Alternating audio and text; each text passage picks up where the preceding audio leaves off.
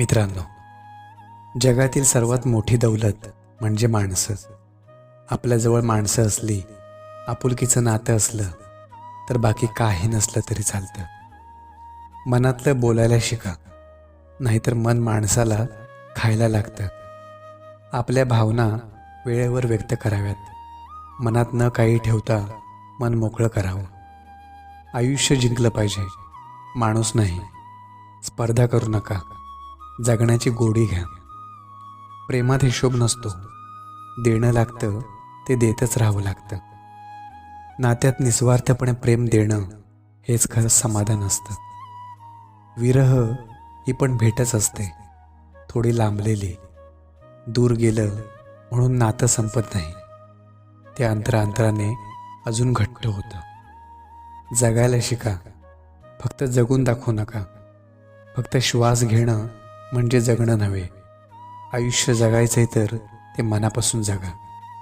सुखाच्या शोधात माणूस दुःखाच्या ओंजळीत उतरतो.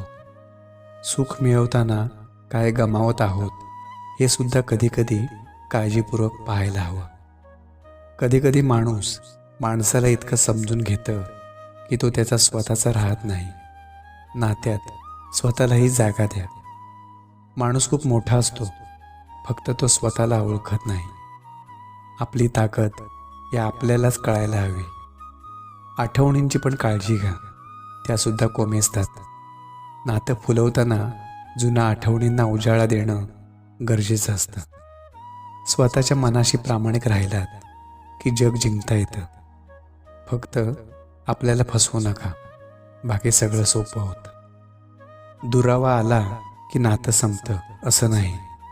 नात्याला जपणं थांबतं म्हणून ते संपतं. जपणं हेच खरं नात्याचं गुपित असतं. सुख हे कुठेतरी दूर नाही, ते तुमच्यातच आहे. मन शांत असेल तर सगळं काही शांत आहे.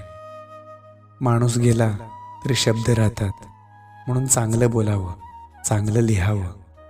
ज्या दिवशी तुम्ही रडाल त्या दिवशीच खरं प्रेम उमलतं. प्रेमाचं खरं मोल फक्त हसण्यात नाही तर वेदनेतही आहे.